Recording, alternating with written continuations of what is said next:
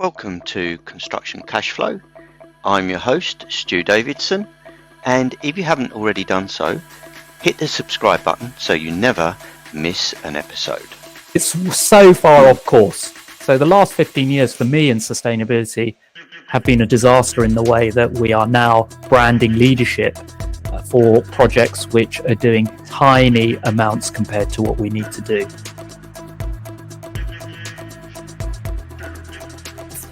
We have now crossed climate tipping points. There's absolutely nothing we can do to avoid really, really serious climate shocks. Those shocks now are going to make coronavirus look like a tiny inconvenience. We have 5 years to get everything in place, or we're cooked. There is no sign at all that we are reducing carbon emissions globally. In private conversations with some of the leading scientists, they're saying things like, we're not expecting the majority of humanity to make it through the next 30 years. We've got to change our culture. We got to start recognizing that we got to behave decently wherever we are in the chain, and we got to stand up for that decency. And we got to be honest. The way the industry is pushing sustainability, there's very little authenticity in it. So start being honest about what you want to achieve. So I think it starts with every individual being honest with themselves. Not think that we've got 10 years, not think that we've got 5 years. We are living on borrowed time now. We could be months away from our first truly global climate shock.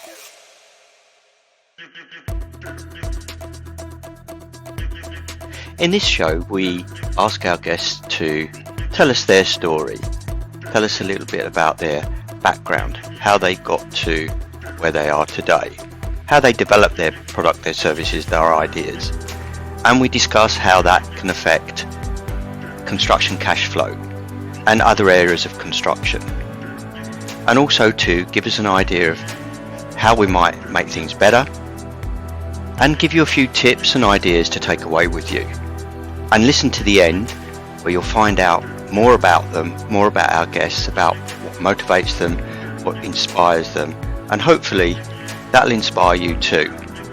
And always, don't forget to hit the subscribe button so you don't miss another episode. In this episode, I have the pleasure of introducing you to Pooran Desai OBE. Pooran is an environmentalist and has been working in sustainability for over 3 decades. In 1994, he co-founded one of the world's first sustainability organisations, Bioregional. He is now the founder of oneplanet.com. Pooran is also the founder of BedZED, which was London's first zero carbon mixed development. And this development has won numerous awards, particularly with the RIBA Housing Design Award for Sustainability, and was a World Habitat Awards finalist as the foremost example of sustainable energy in building and housing. So it's without further ado that it's my pleasure to introduce you to Pooran Desai OBE. Hi Pooran, it's really lovely to have you on the show. How are you doing today? I'm very well, thank you, Stuart. Just been enjoying the sun in Brighton. Yes, it's been beautiful, hasn't it? It feels like spring's in the air.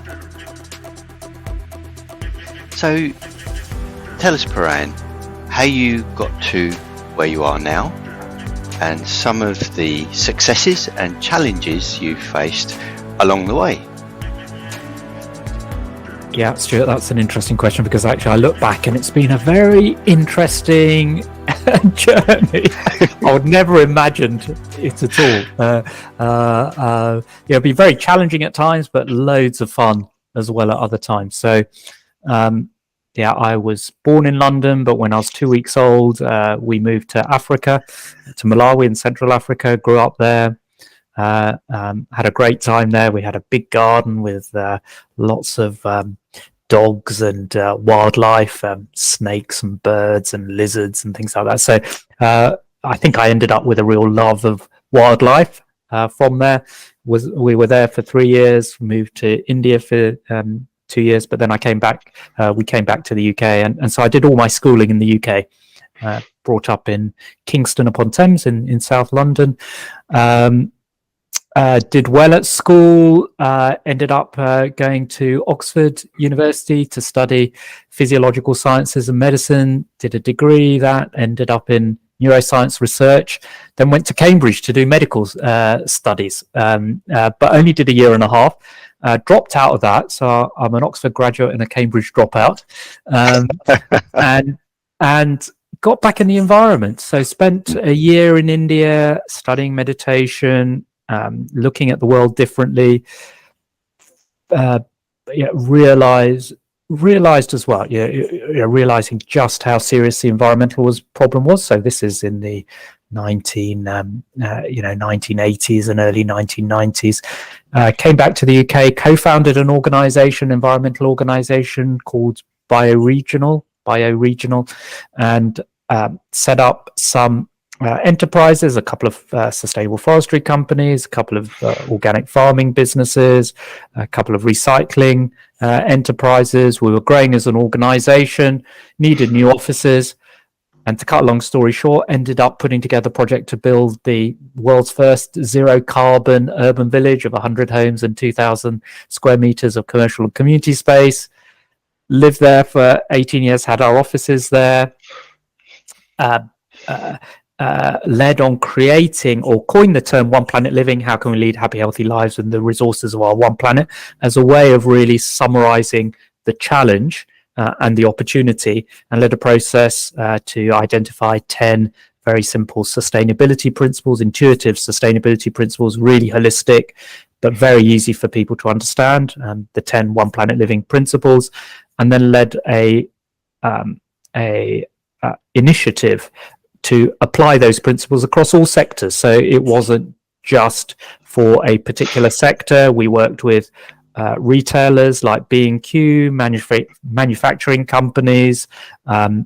We worked with real estate developers, cities, and really the idea was bringing everything together to see how we could create places, communities which help people lead happy, healthy lives within the environmental limits of our one planet. I also worked to set up another company in joint venture with Crest Nicholson PLC, with financial backing from Quintain Estates and Development. So collaborated to set that company up, and we built out another 250 units of development, including in Brighton, the One Brighton development of 172 apartments, completely private, completely free of private car parking. So no car parking except for disabled and visitor, a few number of disabled parking. To passive house standards. This was back in the early 2000s, completed in fact, we completed the whole project in 2010. Rooftop allotments, low temperature fired terracotta clay blocks, so reducing the carbon emissions from that, wood fiber insulation, a community-owned energy services company supplying 100% renewable energy. And back then we almost used the marketing line of declare your independence from Russia, which we should have done back then. So we all knew. I mean, this is where in the early in the early 2000s. Did I say in the early 1990s? In the early 2000s, we were working on that project. And we were thinking about this even then, about declaring our independence from Russia. And very pleased that we used it on the London 2012 Olympics. So that was called the One Planet Games. And some of your listeners may have heard of the UN Sustainable Development Goals. But I'm very pleased to say they're directly derived from the framework I created. I can't take credit for this, but my colleagues held the first workshop at the United Nations to with the Colombian government to propose what became the UN Sustainable Development Goals, using One Planet Living as the inspiration. So that's that. And then after back in about 2019, I decided to step away from that, instead look at creating a digital platform to embody the sorts of thinking which enable us to get those projects off the ground. That's amazing. It's an amazing story, Pooran, and you're a real pioneer. Some of the things that you were doing, and I know the buildings that you've discussed, the one at Mitcham, which is the Z-bed one, and you can't miss the BedZED. It was a joke at the time. BedZED. Yeah, I always say that around the wrong way. No, I know, but it was tongue in cheek. That's why I called it BedZED, because everyone who are our age will remember. Yeah, but an amazing pioneering building. You can't miss it when you go down the road, and it looks amazing. And that's all the way back then. And then the development in Brighton with the allotments and the all following these One Planet principles. And it's taken so long. There's these buildings which I think are pioneering and leading the way to the future. It seems to take the rest of the industry a long time to pick up on it. I am seeing now there does seem to be a desire to start to build more sustainably, but not just in sustainable materials, building sustainable communities, but it's still slow. There is a desire to do it. There's a nervousness about the cost of using sustainable materials, etc.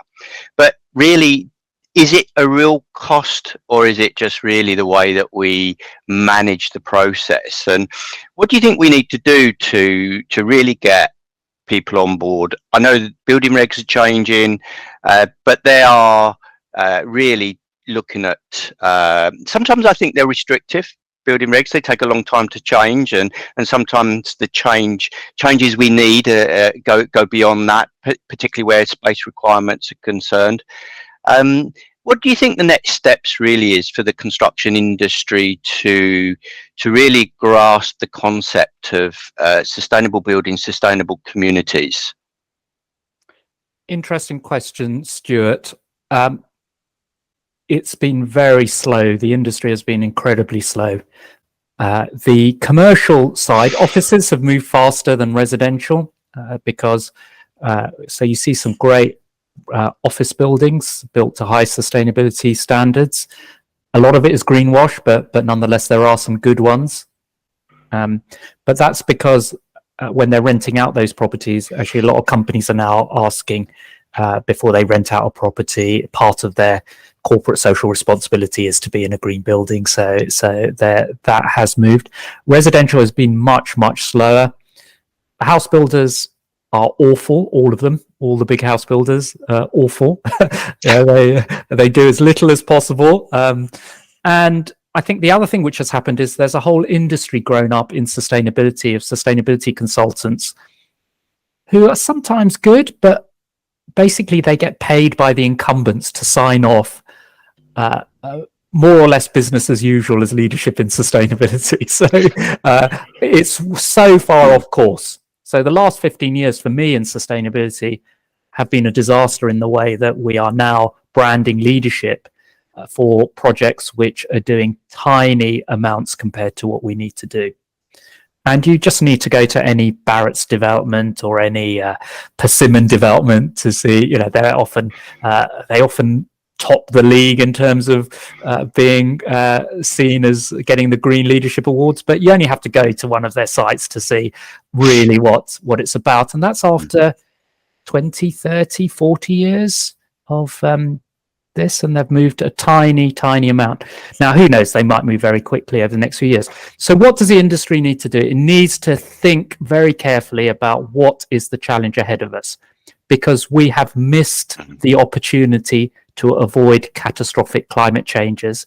And those catastrophic climate change, they're happening now around the world with, we saw 2 years ago, 5 degrees ever hotter than ever recorded in Canada.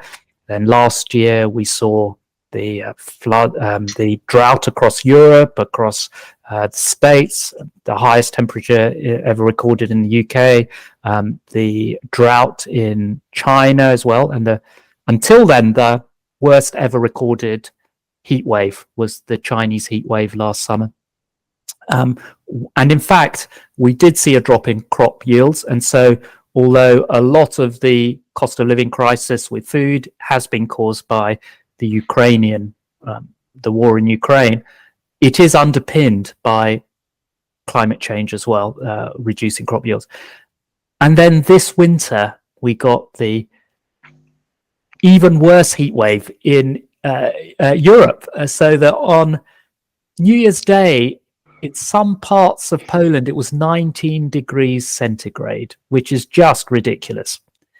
And then now, as we do this interview, there are fires in Chile and the highest ever recorded temperatures in Chile. So we have now crossed climate tipping points. There's absolutely nothing we can do to avoid really, really serious climate shocks. And those shocks now are going to make coronavirus look like a tiny inconvenience. And how quickly are they going to hit? We did an event for the UN climate conference in Glasgow in COP26. So that was 18 months ago or so. And we had Professor Sir David King, the UK's former chief scientific officer. And he was saying then, we have 5 years to get everything in place or we're cooked. Those are his exact words. And perhaps we can share a link to that video where we've got him saying that. And in fact, since then, carbon emissions have increased. So there is no sign at all that we are reducing carbon emissions globally. So in private conversations with some of the leading scientists, they're saying things like, we're not expecting the majority of humanity to make it through the next 30 years. Wow, that's it's a very stark warning and a dark picture. And I think it needs to be said, the evidence is there, the research is there, and it's happening around us. Even we're seeing in the UK, even where I live, the temperatures, the amount of rain we've had, the sustained rain is kind of out of the ordinary. So there's kind of hints to even those of us that probably are not in the expert circles, that really don't always understand the figures, but we're seeing, there's evidence for us already. And I think that's the thing, there's a huge movement. And I think till people really start to consider their own way of life and what we consume as individuals, I think we kind of look to others, and I think we're still in that phase where we don't really believe that's happening, and what you're bringing is a real wake-up call, and that's why I'm so pleased to have you on the show, because I think this voice needs to, the start warnings need to be said for people to wake up and to really start to think about what can we do collectively as communities. Absolutely right, Stuart. And you asked me, what can the construction industry do? I think the construction industry, or at least individuals in the construction industry, need to take the time to think very carefully about the situation. Not think about that we've got 10 years before, or decades before things are going to get bad. Not think that we've got 10 years, not think that we've got 5 years. We are living on borrowed time now. We could be months away from our first truly global climate shock, because we are now entering what's known as an El Nino period, so which is part of the Pacific oscillation, maritime oscillation. But it means that actually over the last 3-4 years, temperatures have been unusually low globally. And so we are going to get a spike in global temperature either this summer or next summer. That's very likely. And that will take us potentially above even the Met Office are saying, the meteorological office here are saying, we might cross the 1.5 degree centigrade threshold for catastrophic changes as early as 2024. Okay. Wow. So we have to now start preparing. It's too late to think about changing business as usual. We have to think now about, okay, how are we going to respond to these global society destabilizing shocks coming at us in single numbers of years if we're lucky, months if we're unlucky.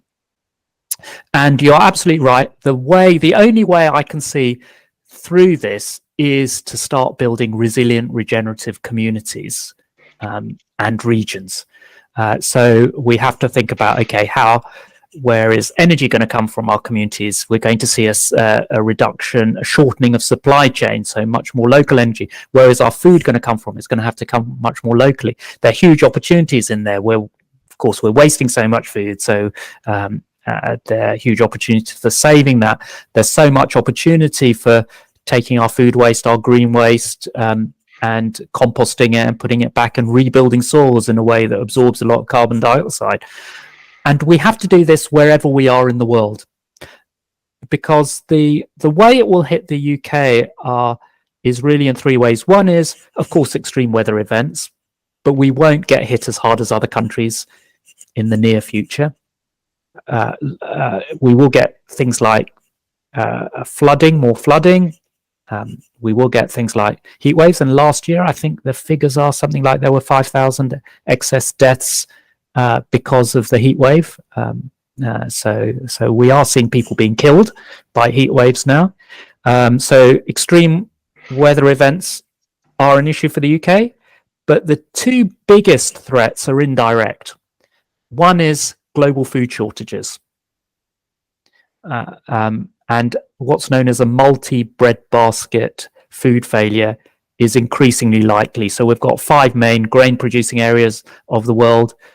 If one is hit bad, we can tolerate it. If 2 get hit, we are in a position where we will see massive increases in food prices, and possibly even to the point where there's not enough food to go around to feed people. Now, at the moment, we have people who are overnourished, to say the least. The epidemic we have of obesity, diabetes, and we've got a lot of people undernourished. So it's a question of distribution of that food.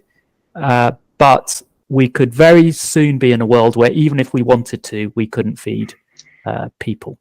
Direct weather events, food, but then the third thing is mass migration. The UN is predicting at least 700 million people being displaced by 2030. And the geopolitical instability that will cause, we can hardly imagine. So, and that's by 2030. So we're going to have to start preparing. I say now we all got to become preppers, but not by arming ourselves and going off as individuals. The most resilient we can be will be as communities, where we are supporting each other and finding a way through what I think is going to be the most difficult 30 years that humanity has ever faced. Wow, that's a really stark warning, and it's an important warning for us all to think about. And I think it means that we really have to shift the paradigm of how we do community, outside of work and inside of work.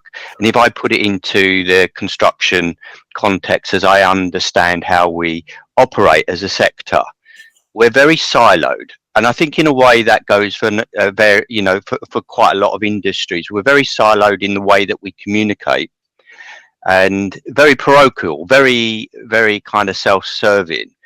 With the construction industry, for example, we're a very kind of vertical hierarchy with the supply chain, and not always the wealth. The construction industry is not necessarily been a good wealth creator as such for everybody down the line. It's a breeding ground for insolvencies.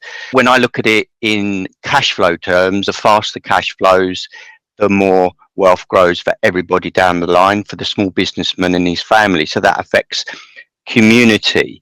And I think there's certain parallels between the wider community in the way that we visualize interconnectedness between us, and that kind of looking after number one type of approach. As long as our bit's okay, we're okay, and we'll pass the risk down the line.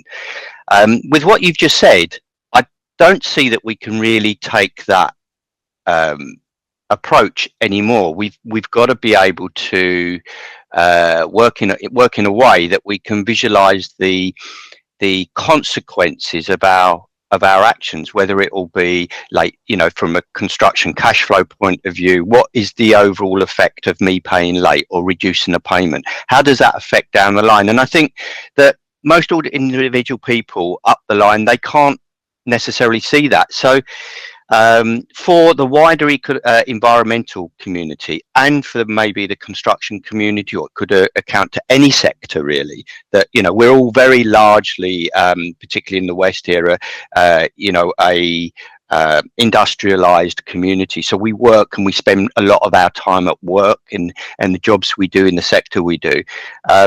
How can we, from a construction perspective and a wide environmental perspective, how can we start to change that paradigm so that we can visualize the consequences and the interconnectedness of our actions, do you think?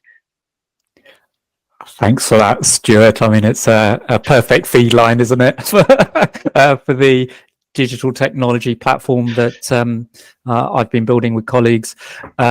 We have been building a platform which enables people to understand and the interconnectedness of things. So you can start seeing how different plans can be connected, strategies can be connected around what we call shared outcomes. And to do this, it was a really interesting process. It's we wanted to join everything up, because that's what we realized we were doing when we were getting these great projects off the ground all around the world. All we were doing was helping people join the dots between health and climate and ecology and jobs and happiness. Everything is interconnected. We live on a very small world, a small planet. We're now realizing how interconnected everything is, yet we don't have the tools or the culture really to see those connections, to visualize those connections, start thinking about managing those connections, and possibly in due course even measuring those connections. So we ended up creating a way where we could take any strategy, policy, plan, project, break it down into what we call its building blocks or its atomic structure of outcomes, what you want to achieve, actions, how you're going to achieve them, indicators, what you might track, see how those fit together to make sure your strategy, plan, policy, project is internally consistent. But then we're able, because we can take any of those policy, strategies, plans or projects, convert them into this common structure, we're able to connect any and as many of them together as we want. So then you can start seeing, okay, how does all of this join up? And we talk about people collaborating in ecosystems across the traditional silos of departments, of organizations, of sectors, collaborating in ecosystems around shared outcomes. What is it that we all share as a common outcome?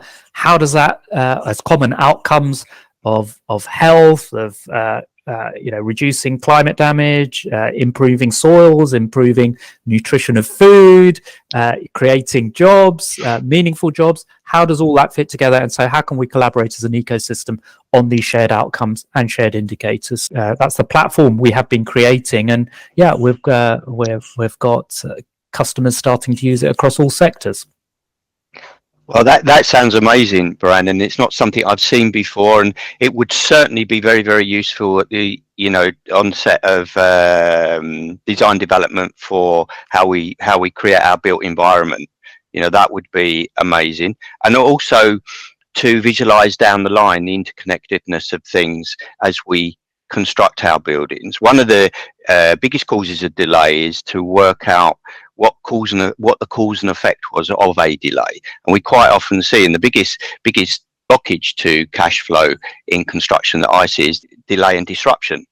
But quite often, it's not until something ends up in a dispute that the lawyers and the experts are looking back several months, 6 months, 3 years back into the project to find out what the cause of delay was in retrospect. But being able to have a look at the connectedness of things beforehand at the planning stage, in construction and the wider, obviously it's much more important to start with the wider environmental issues. So from your model, everything else, it seems that everything else fits into it. So what we're doing as construction, we're not doing it any longer in isolation as it kind of happens at the moment. We've seen the site, we'll make a profit, we can rent it out, we can sell it, we can flip it, we can do all of these things, but we don't know where it's fitting into the wider ecological system of things, particularly as you say, we could be facing climate shocks, geopolitical instability, the movement of millions and millions of people. It's like almost burying their head in the sand to continue to develop buildings and built environment in isolation. Absolutely right. And frankly, we're not going to be able to bury our heads in the sand very much longer. They're going to be ripped out of the sand pretty quickly for any of those who still want to keep their heads in the sand. I think we're in for some incredibly challenging times. I think the other thing is to create a culture of collaboration. The construction industry, and in fact our society, has become very, very litigious.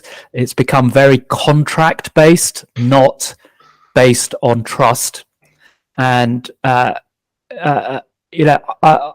just doesn't work. And there's no way that you can write that into a contract. Interesting points that when you mentioned we become too contract based. I think maybe it can change. Contracts tend to get written by lawyers for lawyers, and they have fun in the grey areas. I always say they have fun in the grey areas, and that's where we get our stress and struggle in the grey areas of contract. But I quite like your idea of contracted on trust. Do you think there's a way we can measure and evaluate trust and value as opposed to contract conditions and terms? So I think we have to approach this differently. There is some ability, of course, to measure this, but as soon as you measure something, you can fiddle the books, you can cook the books. That's the trouble with measurement. But I think what is really interesting about this interconnectedness idea, so we use different databases from conventional databases. So most databases are known as SQL type databases. They hold all the data in rows and columns, but in fact reality is not rows and columns. It's much more interconnected than that. So these other databases, I like to call network databases. Technically, they're called graph databases, hold data on basis of its interconnectedness. Now, the interesting thing is, for example, the police use it to identify criminals, because you can track all the bank accounts they've got, who they hang out with, and then all of a sudden you start seeing a pattern of connections which makes someone suspicious. So I think one of the interesting things is the use of that sort of technology within the construction industry, from everyone to individuals to companies, and just see who is associated with the most trouble in contracts.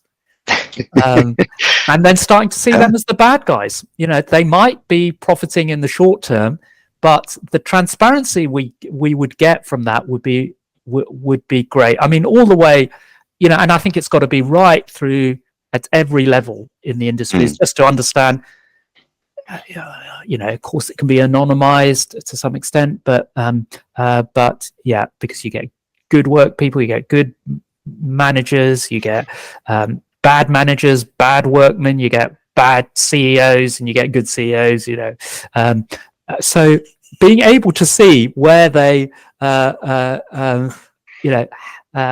where they their footprint has been, I think we might be able to create, identify and understand trust that way. But in the shorter term, I think it's just we got to change our culture. We got to start recognizing that we got to behave decently wherever we are in the chain, and we got to stand up for that decency. And we got to be honest. We can't.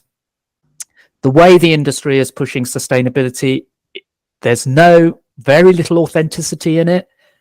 So start being honest about what you want to achieve. So I think it starts with every individual being honest with themselves. It's interesting that it does come down to an individual basis, because we all go out and shop. We all go out and buy stuff. We all go and buy the resources that, the earth has given us. And it's a very consumerist,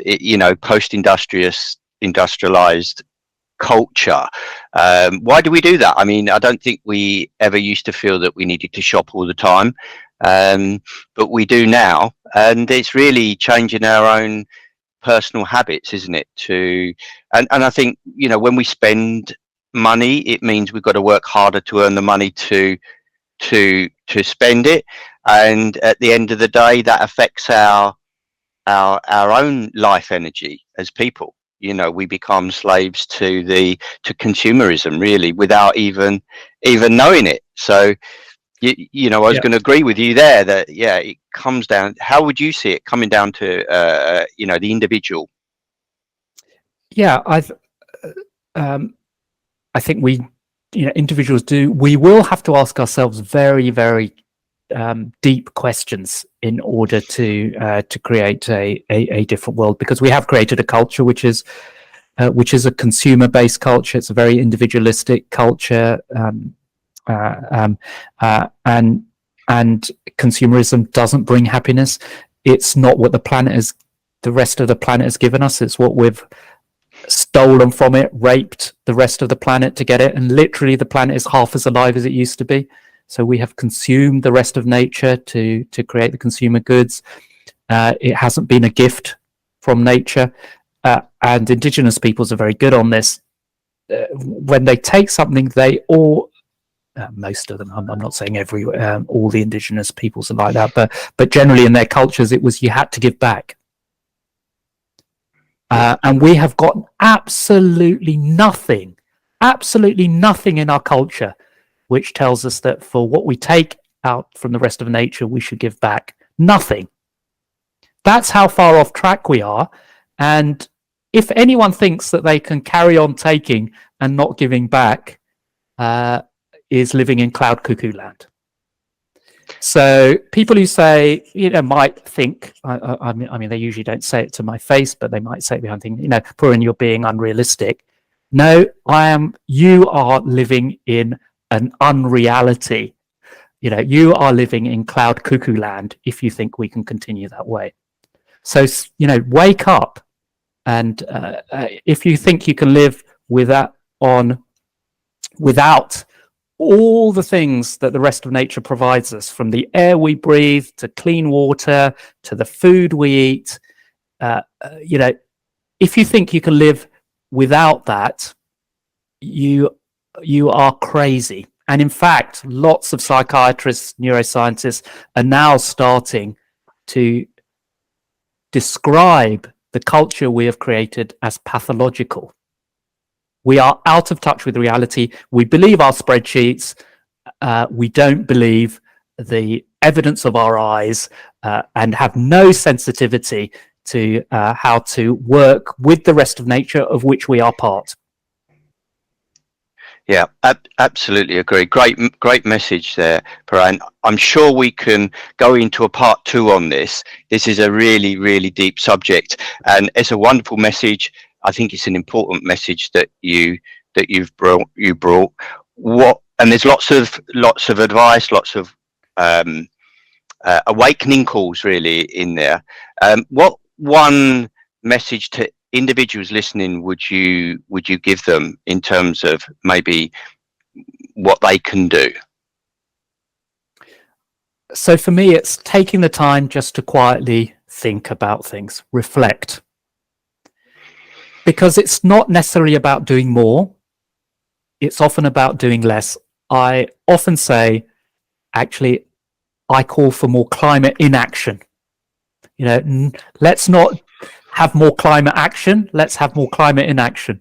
Because actually sitting around, having a cup of tea, not rushing around in cars or flying in planes all over the place, consuming lots, that's the best way of saving carbon.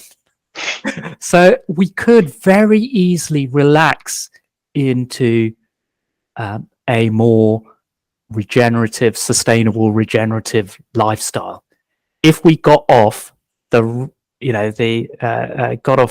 hamster wheel that we're on, which is going faster and faster and faster, and of course more and more people are just getting spun off it.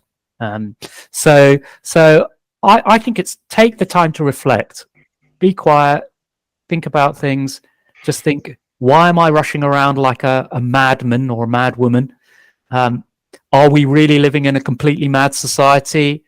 If so, what are the things I can start changing in my own life? And I think it first starts with a change in attitude. Even if you don't change anything in your life, start changing your attitude and be open to all the positive things that you can do, your company can do, your society can do,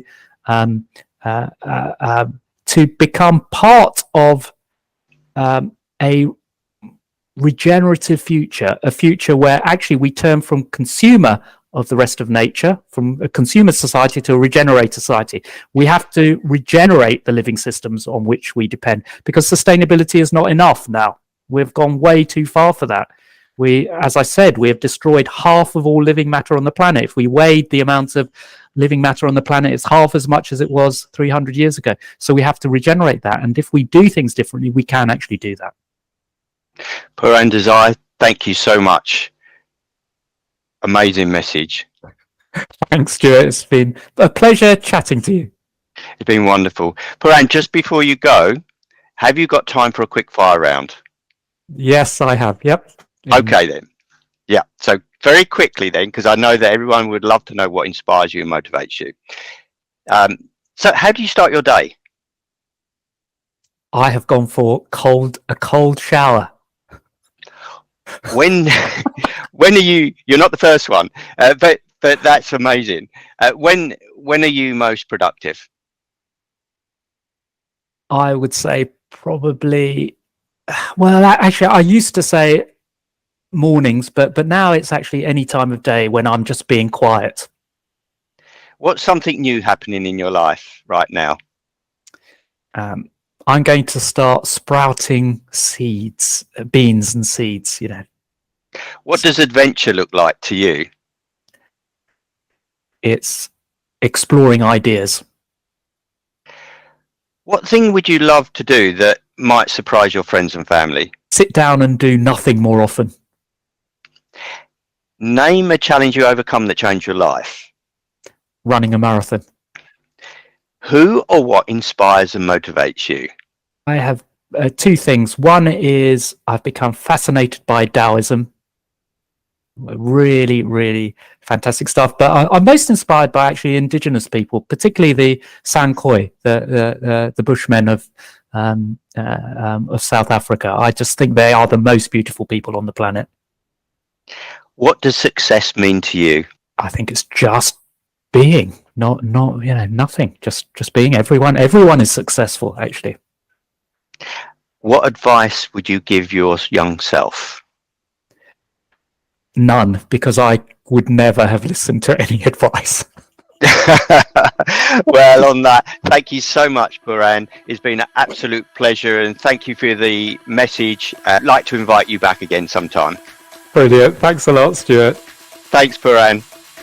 You've been listening to Construction Cashflow. Hit the subscribe button if you haven't already done so you never miss an episode. And remember, the faster cash flows, the faster wealth grows.